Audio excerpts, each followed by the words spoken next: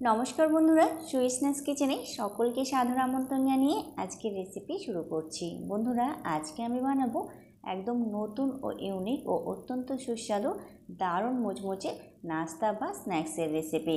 Bread, ময়দা, আটা ছাড়াই এবং কোনো রকম বেলার ঝামেলা ছাড়াই খুবই সহজে মাত্র 10 মিনিটে এই দারুণ মুচমুচে নাস্তাটি কিন্তু তৈরি হয়ে যায়। খুবই চটজলদি সকাল বিকেলের এই দারুণ মুচমুচে মুখরোচক নাস্তাটি আপনারা তৈরি করে নিতে পারেন। অসাধারণ স্বাদের তৈরি হয় আর বানানোও ভীষণই সহজ। তো চলুন দেখে নেওয়া যাক আমাদের আজকের এই একদম নতুন ও ইউনিক পদ্ধতিতে তৈরি দারুণ মুচমুচে নাস্তা বা স্ন্যাক্সের রেসিপি। আশা করছি আজকের রেসিপি সকলের কাছে ভীষণ ভালো লাগবে। এই দারুণ মুচমুচে একদম নতুন ও ইউনিক নাস্তাটি বানানোর জন্য সবার প্রথমে ওভেন অন করে ওভেনের উপর একটা ফ্রাই প্যান বসিয়ে এর মধ্যে দিয়ে দিচ্ছি 1 টেবিল স্পুন পরিমাণ রিফাইন তেল। তেল হালকা গরম হলে দিয়ে দিচ্ছি হাফ টিস্পুন গোটা সর্ষে আর দিয়ে দিচ্ছি হাফ টিস্পুন গোটা জিরে। এরপর এখানে দেখুন নিয়ে নিয়েছি 4 থেকে 5টা কাঁচা লঙ্কা, আর কাঁচা লঙ্কাটা আমি একটু বেশি পরিমাণে দিয়েছি কারণ কাঁচা লঙ্কার ফ্লেভারটা এই রেসিপিতে দারুণ লাগে। এরপর দিয়ে দিচ্ছি 2টো মিডিয়াম সাইজের পেঁয়াজ, আর পেঁয়াজটা আমি ছোট ছোট পিস করে কেটে নিয়েছি। এই রেসিপিতে বন্ধুরা পেঁয়াজটা খুব বেশি ব্রাউন করে ভাজার একদমই দরকার নেই, জাস্ট 2 মিনিট মতো পেঁয়াজটা ভেজে নিতে হবে। এর মধ্যে থেকে থাকা কাঁচা স্মেলটা রিমুভ হওয়া পর্যন্ত আর পেঁয়াজটা কিছুটা সফট হওয়া পর্যন্ত। তো প্রায় 2 মিনিট মতো আমি পেঁয়াজটা ভেজে নিয়েছি। দেখতেই পাচ্ছেন পেঁয়াজটা কিন্তু হালকা সফট হয়ে গেছে। এখন এর মধ্যে দিয়ে দেবো 1/4 কাপ পরিমাণ ক্যাপসিকাম, আর ক্যাপসিকামটা আমি ছোটো ছোটো পিস করে কেটে নিয়েছি। এরপর এর মধ্যে দিয়ে দেবো 1/4 কাপ পরিমাণ গাজর, আর গাজরটাকেও আমি ছোটো ছোটো পিস করে কেটে নিয়েছি। এখন গাজর আর ক্যাপসিকামটাও 2 মিনিট মতো ভালো করে ভেজে নেব এর মধ্যে থাকা কাঁচা স্মেলটা রিমুভ হওয়া পর্যন্ত। বন্ধুরা, আমি এখানে গাজর আর ক্যাপসিকাম দিয়েছি, তবে আপনারা আপনাদের পছন্দ মতো যে কোনো হেলদি সবজি এর মধ্যে অ্যাড করতে পারেন। এরপর দেখুন এখানে আমি নিয়ে নিয়েছি 2টো মিডিয়াম সাইজের টমেটো, আর টমেটোটা এরকম ছোটো ছোটো পিস করে কেটে নিয়েছি। আর দিয়ে দিচ্ছি হাফ টিস্পুন পরিমাণ লবণ। লবণ দেওয়ার কারণে টমেটোটা কিন্তু খুব তাড়াতাড়ি সফট হয়ে যাবে। তো এখন খুব ভালো করে প্রায় 2 মিনিট মতো টমেটোটাও ভেজে নিতে হবে, এতে করে টমেটোটাও কিন্তু হালকা সফট হয়ে যাবে। তো প্রায় 2 মিনিট মতো ভালো করে ভেজে নিয়েছি টমেটোটা। এখন এর মধ্যে দিয়ে দিচ্ছি 1 টেবিল স্পুন পরিমাণ আদা রসুনের পেস্ট, আর আদা রসুনটা কিন্তু আমি খুব বেশি ফাইন করে পেস্ট করিনি, একটু কোয়ার্সভাবে পেস্ট করে নিয়েছি। আর দিচ্ছি হাফ টিস্পুন ধনিয়া গুঁড়ো, আর দিয়ে দিচ্ছি হাফ টিস্পুন হলুদ গুঁড়ো। এখন খুব ভালো করে সমস্ত মশলাটা এইভাবে মিশিয়ে এটা 2 মিনিট মতো ভেজে নেব। বন্ধুরা, আমি এখানে কিন্তু লঙ্কা গুঁড়ো অ্যাড করিনি, কারণ আমি কাঁচা লঙ্কার পরিমাণটা একটু বেশি পরিমাণে দিয়েছি, যেহেতু এই রেসিপিতে কাঁচা লঙ্কার ফ্লেভারটা কিন্তু দারুণ লাগে। আর আপনারা যদি কাঁচা লঙ্কার পরিমাণটা কম দেন তাহলে কিন্তু আপনারা সামান্য পরিমাণ এর মধ্যে লঙ্কা গুঁড়ো অ্যাড করতে পারেন। তবে অবশ্যই আপনারা যেরকম ঝাল খেতে পছন্দ করেন লঙ্কার পরিমাণটা সেই অনুযায়ী আপনাদের মতো অ্যাডজাস্ট করে দেবেন।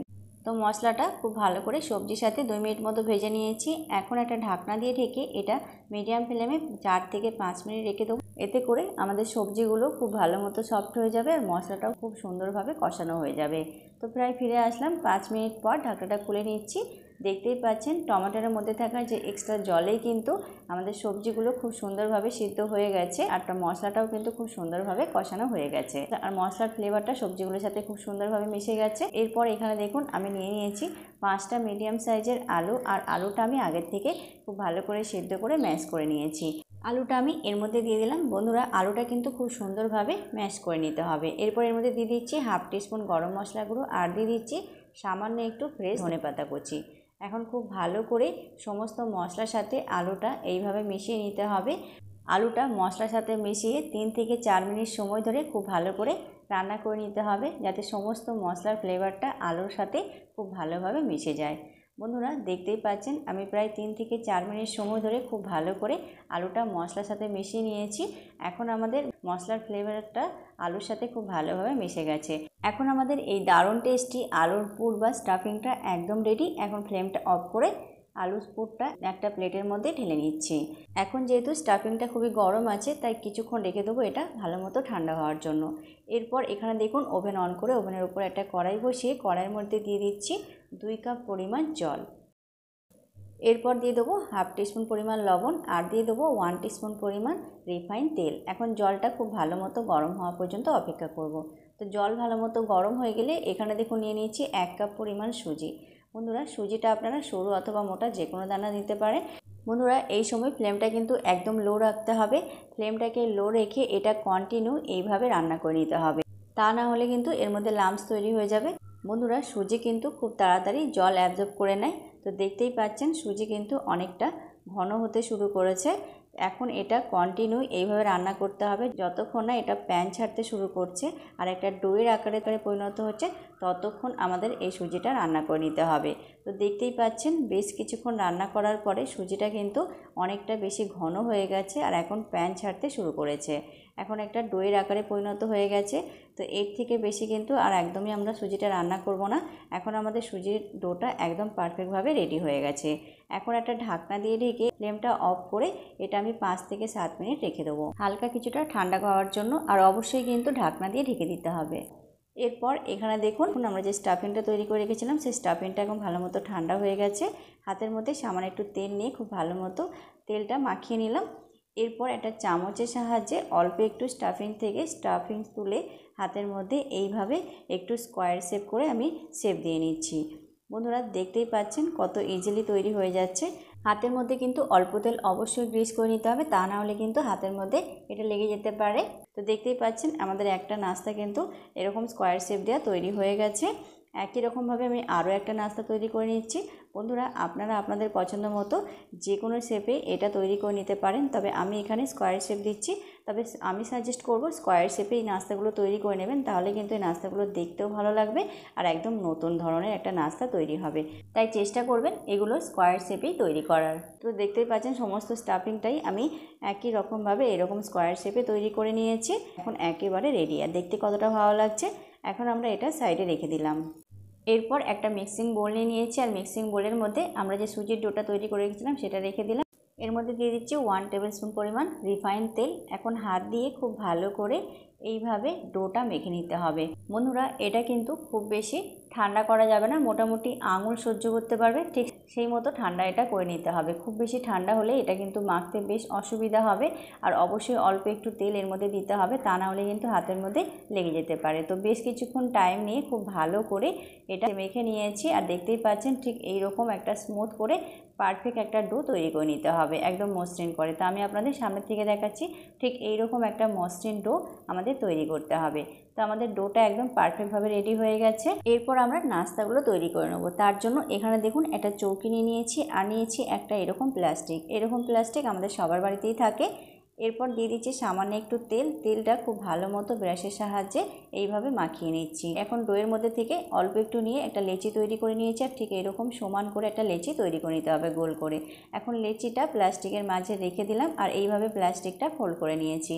এখন দেখুন এরকম একটা স্টিলের পাত্র নিয়ে নিয়েছি, তবে আপনারা চাইলে কোনো স্টিলের টিফিনের ঢাকনাও নিতে পারেন। এখন এর মধ্যে বসিয়ে এইভাবে হালকা একটু প্রেস করে নিচ্ছি। দেখতেই পেলেন বন্ধুরা কত ইজিলি এটা তৈরি হয়ে গেল। এটা কিন্তু আমার তৈরি করতে 30 সেকেন্ডেরও কম সময় লেগেছে আর কোনো রকম বেলার ঝামেলা ছাড়াই কত সুন্দরভাবে অল্প সময় এটা তৈরি হয়ে গেল। এরপর হাত দিয়ে সামান্য একটু সাইডগুলো এইভাবে সমান করে নিচ্ছি। দেখতেই পাচ্ছেন কত সুন্দরভাবে একদম গোল তৈরি হয়েছে। এখন যে স্টাফিংগুলো আমরা তৈরি করে রেখেছিলাম সেই স্টাফিংয়ের মধ্যে থেকে একটা স্টাফিং এর মাঝখানে রেখে দিলাম। এখন দুই দিক থেকে এইভাবে এটা ফোল্ড করে নিচ্ছি। চারদিক থেকে খুব ভালোভাবে সুন্দর করে এটা ফোল্ড করে কভার করে নিতে হবে। বন্ধুরা এটা কভার করার জন্য কিন্তু কোনো রকম স্যালারি বা জল লাগবে না, এমনিতেই কিন্তু খুব সুন্দরভাবে এটা কভার হয়ে যায়। দেখতেই পাচ্ছেন কত সুন্দরভাবে এটা কভার হয়ে গেল। এখন এটা খুব সুন্দরভাবে একটা স্কোয়ার শেপে তৈরি করে নিতে হবে। তো এখন আমি চারদিকটাই খুব ভালো করে এইভাবে হাত দিয়ে একদম প্লেন করে এটা একটা স্কোয়ার শেপ দিয়ে তৈরি করে নিচ্ছি। তো দেখতেই পাচ্ছেন একটা স্কোয়ার শেপ করে খুব সুন্দরভাবে তৈরি করে নিয়েছি আর কতটা সুন্দর লাগছে দেখতে। নাস্তাগুলো খুবই সুন্দর লাগে আর একদম নতুন একদম অন্য ধরনের এটা নাস্তাটা তৈরি হয়। তো বন্ধুরা একটা তৈরি হয়ে গেছে। একই রকমভাবে আমি আরও একটা তৈরি করে আপনাদেরকে দেখাচ্ছি। তো হাতের মধ্যে একটা লেচি নিয়ে গোল করে তৈরি করে প্লাস্টিকের মধ্যে রেখে নিলাম। একই রকমভাবে প্লাস্টিকটা ফোল্ড করে সামান্য একটু স্টিলের পাত্র নিয়ে প্রেস করে নিচ্ছি। দেখতেই পাচ্ছেন কত ইজিলি তৈরি হয়ে যাচ্ছে। বন্ধুরা একই রকমভাবে আমি এটাও হাত দিয়ে সামান্য একটু প্রেস করে এইভাবে সমান করে নিচ্ছি ধারগুলো। এরপর এর উপরে আবারও একটা স্টাফিং রেখে দিলাম। একই রকমভাবে এটা ফোল্ড করে নিচ্ছি। বন্ধুরা কোনো রকম জল স্যালারি ছাড়াই কোনো রকম বেলার ঝামেলা ছাড়াই কত সহজ আর কত ইজিলি নাস্তাগুলো তৈরি হয়ে যাচ্ছে দেখতেই পাচ্ছেন। আর খুব সুন্দরভাবে তৈরি হয়ে যায়, আর একদমই বেশি সময় লাগে না, একদমই অল্প সময়ের মধ্যে তৈরি হয়ে যায়। তো আর স্কোয়ার শেপ দিয়ে যদি নাস্তাগুলো তৈরি করেন তাহলে কিন্তু নাস্তাগুলো দেখতে খুবই সুন্দর লাগে, একদম একটা অন্য ধরনের নাস্তা তৈরি হয়। তো আমি সাজেস্ট করব অবশ্যই আপনারা এরকম স্কোয়ার শেপ দিয়েই নাস্তাগুলো তৈরি করবেন, তাহলে কিন্তু যে দেখবে সেই কিন্তু খুবই প্রশংসা করবে, একদম অন্য ধরনের লাগে। তো বন্ধুরা আমি একই রকমভাবে আরও একটা তৈরি করে নিয়েছি। এরপর আমি আপনাদের একটা গোল শেপের নাস্তাগুলো তৈরি করে দেখাচ্ছি। প্রথমে আমি গোল করে নিলাম লেচিটা, এর মধ্যে স্টাফিংটা দিয়ে এইভাবে ভালো করে সিল করে নিচ্ছি। বন্ধুরা আমি আপনাদের দুই রকম পদ্ধতি দেখিয়ে দিলাম, গোল স্কোয়ার শেপ। আপনারা যেটা পছন্দ হবে আপনারা সেইভাবে বানিয়ে নেবেন। তবে স্কোয়ার শেপেই কিন্তু, আবারও বলছি, স্কোয়ার শেপেই কিন্তু এই নাস্তাগুলো দেখতে বেশ ভালো লাগে আর খেতেও খুবই ভালো লাগে। তো একটা অন্য ধরনের, নতুন ধরনের নাস্তা তৈরি হয়। তো এখন আমাদের সমস্ত নাস্তাগুলোই আমি এখানে তৈরি করে নিয়েছি। এখন আমাদের এই নাস্তাগুলো একদম রেডি, আর দেখতে কতটা ভালো লাগছে। এখন আমি এই নাস্তাগুলো ফ্রাই করে নেব। তার জন্য এখানে দেখুন একটা কড়াইয়ের মধ্যে পর্যাপ্ত পরিমাণ তেল নিয়ে তেলটা খুব ভালো মতো গরম করে নিয়েছে। এখন তেল ভালো মতো গরম হয়ে গেলে তৈরি করে রাখা নাস্তাগুলো এক এক করে তেলের মধ্যে এইভাবে দিয়ে দিতে হবে। প্রথমে যতটা জায়গা থাকবে ঠিক সেই স্পেস অনুযায়ী দিতে হবে, আর তেলটা কিন্তু খুব ভালো মতো গরম করে নিতে হবে। আর দেওয়ার সাথে সাথেই কিন্তু এই নাস্তাগুলো উল্টানো যাবে না, প্রথমে দেওয়া কিছুক্ষণ রেখে একদিকটা হয়ে গেলে ভালো মতো তারপর এক এক করে এইভাবে উল্টে নিতে হবে। তো দেখতেই পাচ্ছেন ঠিক এই রকম কিছুটা হালকা ফ্রাই হয়ে গেলে এক এক করে এগুলো উল্টে নিতে হবে। আর এই সময় ফ্লেমটা মিডিয়াম করে এগুলো গোল্ডেন ব্রাউন কালার করে ভেজে নিতে হবে। তো বেশ কিছুক্ষণ নাস্তাগুলো আমি উল্টে পাল্টে ভেজে নিয়েছি। এখন নাস্তাগুলোর কালারটা দেখতেই পাচ্ছেন গোল্ডেন ব্রাউন কালার করে ভাজা হয়ে গেছে। এর থেকে বেশি কিন্তু আর একদমই ডার্ক করব না, একদম নাস্তাগুলো আমাদের পারফেক্টভাবে ভাজা হয়ে গেছে। এখন তেল থেকে নাস্তাগুলো এক এক করে ছাঁকনির মধ্যে এইভাবে তুলে নিতে হবে। তো সমস্ত নাস্তাগুলোই আমি তেল থেকে ছেঁকে তুলে নিয়েছি, আর দেখতেই পাচ্ছেন নাস্তাগুলো কত সুন্দরভাবে তৈরি হয়েছে আর একদম পারফেক্টভাবে তৈরি হয়েছে, একটুও কিন্তু পুর ফেটে বেরিয়ে যায়নি, কত সুন্দরভাবে তৈরি হয়েছে। একই রকমভাবে বাকি যে নাস্তাগুলো ছিল সেগুলো তেলের মধ্যে দিয়ে দিলাম, আর একই রকমভাবে এগুলো উল্টে পাল্টে গোল্ডেন ব্রাউন কালার করে ভেজে নিতে হবে। তো এই নাস্তাগুলো আমি একই রকমভাবে গোল্ডেন ব্রাউন কালার করে ভেজে নিয়েছি, আর দেখতেই পাচ্ছেন কতটা সুন্দর লাগছে। দুই ধরনের নাস্তাই কিন্তু একদম পারফেক্টভাবে ভাজা আমাদের কমপ্লিট হয়ে গেছে। এখন আমরা এই নাস্তাগুলো এক এক করে ছাঁকনির মধ্যে তেল থেকে তুলে নেব। সমস্ত নাস্তাগুলোই আমি একদম পারফেক্টভাবে ভেজে নিয়েছি, আর প্রত্যেকটা নাস্তাই একদম পারফেক্টভাবে তৈরি হয়েছে। এরপর একটা পাত্রে আমরা নাস্তাগুলো রেখে নিচ্ছি। বন্ধুরা এই নাস্তাগুলো কিন্তু একদম দারুণ মুচমুচে তৈরি হয় আর অসাধারণ সাথে তৈরি হয়। দেখতেই পাচ্ছেন কতটা সুন্দরভাবে আমাদের নাস্তাগুলো তৈরি হয়েছে। এখন আমি আপনাদের একটা কেটে দেখাচ্ছি এটা কতটা মুচমুচে তৈরি হয়েছে। তো বন্ধুরা দেখতেই পেলেন, এর কাটার আওয়াজ শুনেই আপনারা বুঝতে পারলেন যে এটা কতটা মুচমুচে তৈরি হয়েছে, দারুণ ক্রিস্পি তৈরি হয়। আর ভেতরের পুরটাও দেখতে পাচ্ছেন কত সুন্দরভাবে আমাদের এই নাস্তাটা রেডি হয়েছে। এখন আমি এটা টমেটো কেচাপের সাথে সার্ভ করে নিয়েছি। বন্ধুরা অসাধারণ স্বাদের তৈরি হয় আর দেখতেও বেশ ভালো লাগে, একদম অন্য ধরনের, একদম নতুন স্বাদের, একদম অল্প সময়ে আপনারা এই রেসিপিটি তৈরি করে নিতে পারেন। সকাল বিকেলে নাস্তা হিসাবে এই দারুণ স্বাদের মুচমুচে মুখরোচক নাস্তাটা আপনারা খুবই সহজে বানিয়ে খেতে পারেন। একদমই অল্প সময়ে তৈরি হয়ে যায়, আর কোনো রকম আটা, ময়দা, ব্রেড ছাড়াই কিন্তু মাত্র সুজি দিয়ে রেসিপিটি আপনারা বানিয়ে নিতে পারেন। আর একদমই অল্প সময়ে কোনো রকম বেলার ঝামেলা ছাড়াই রেসিপিটি আপনারা তৈরি করে খেতে পারেন। অসাধারণ লাগে খেতে আর দেখতেও বেশ ভালো লাগে। যাকেই আপনারা এই রেসিপিটি বানিয়ে খাওয়াবেন সেই আপনার এই রেসিপিটার প্রশংসা করবেই আর জানতে চাইবে কিভাবে আপনি এই রেসিপিটা বানিয়েছেন। আওয়াজ শুনেই বুঝতে পারছেন কতটা ক্রিস্পি তৈরি হয়েছে, দারুণ মুচমুচে তৈরি হয়।